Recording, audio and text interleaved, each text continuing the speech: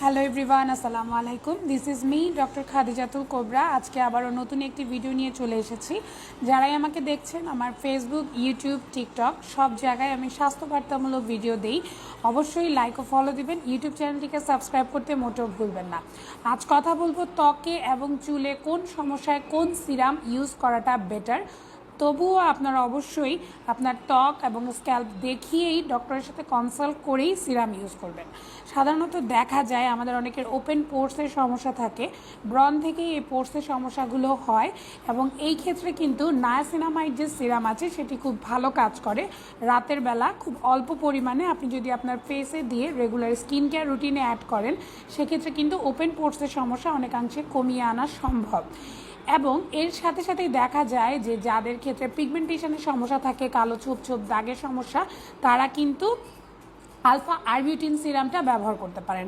Alpha arbutin এই ত্বকের কালো ছোপ ছোপ দাগ দূর করার জন্য অনেক অনেক ভালো কাজ করে। যাদের চোখের নিচে পাফিনেস বা অনেকে দেখা যায় রাত জাগার কারণে ডার্ক সার্কেলের সমস্যা হয়ে যায়, তাদের ক্ষেত্রে কিন্তু ক্যাফেইন সলিউশন যে সিরাম রয়েছে সেটি খুব ভালো কাজ করে। এছাড়াও দেখা যায় যাদের ব্রণের সমস্যা রয়েছে তাদের ক্ষেত্রে কিন্তু রেটিনয়েড বা যেটা হচ্ছে আমাদের ভিটামিন এর যে অ্যাক্টিভ ফর্ম, সেটি কিন্তু খুব ভালো কাজ করে। এই রেটিনয়েডের অনেকগুলো ফর্ম রয়েছে, যেমন রেটিনয়েড, রেটিনাল, ট্রিটিনিয়ন। এটা কতটুকু পার্সেন্টেজে ইউজ করতে হবে সেটা অবশ্যই ডাক্তারের সাথে কথা বলে, আমাদের সাথে কথা বলে আপনাকে কনসাল্ট করে নিতে হবে। কেননা এটা যেমনটা উপকারী, ঠিক তেমনি যদি না জেনে আপনি অনিয়মিতভাবে ইউজ করতে থাকেন, সেক্ষেত্রে কিন্তু ত্বকের অনেক বড় ক্ষতিও হয়ে যেতে পারে। এছাড়া দেখা যায় যাদের ক্ষেত্রে এজিং সাইন চলে আসছে, আমরা চোখের পাশে যে ফাইন লাইন্সগুলো পড়ে যায়, যেগুলোকে আমরা ক্রাউস ফিট বলে থাকি, সেই এজিং সাইনগুলো দূর করার জন্য কিন্তু সিরাম রয়েছে। সেই সিরাম যদি ব্যবহার করেন সেক্ষেত্রে দেখা যায় যে ফাইন লাইন্সগুলো কমে আসে। এটাকে বটক্স ইন আ বটল বলা হয়। ওই সিরামটি ইউজ করলে কিন্তু দেখা যায় আপনি একটু পানির মতো, সিরামটা মোটেও তেল তেলে না। আপনি রাতের বেলা ইউজ করলেন, সকালের দিকে দেখা যায় যে ফাইন লাইনটা অনেকটাই কম বোঝা যাচ্ছে। এছাড়াই দেখা যায় যে যাদের চুল পড়ার সমস্যা থাকে তারা কিন্তু পেপটাইড সিরাম ইউজ করতে পারেন। এটা অবশ্যই স্ক্যাল্পে ইউজ করতে হবে। এক্ষেত্রে যেটা হয় যে নতুন করে চুল গজাতে কিন্তু সাহায্য করে। যারা চুল পড়ার ট্রিটমেন্ট নেন তার পাশাপাশি যদি এই সিরামও ইউজ করেন, সেক্ষেত্রে দেখা যায় চুল পড়ার সমস্যাটা ধীরে ধীরে কমতে থাকে এবং নতুন চুল গজাতে সাহায্য করে।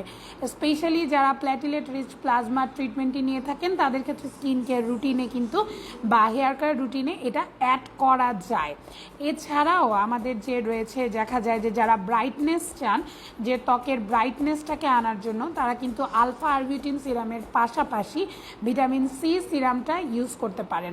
তবে এক্ষেত্রে একটা কথা রয়েছে, যাদের ক্ষেত্রে অ্যালার্জি কন্ডিশন থাকে, যাদের রক্তে আমাদের অ্যালার্জির যে ইমিউনোগ্লোবুলিন IgE এর মাত্রা বেশি থাকে, তাদের ক্ষেত্রে আমরা সাধারণত এই সিরামটি ইউজ করতে নিষেধ করে থাকি। তাই বারে বারে বলছি, আমি আজকের এই ভিডিওটি করছি আপনাদেরকে একটা ধারণা দেবার জন্য। তবে অবশ্যই কোনো সিরাম ব্যবহার করার আগে আমাদের সাথে বা যে কোনো ডক্টরের সাথে কনসাল্ট করেই কিন্তু ব্যবহার করবেন।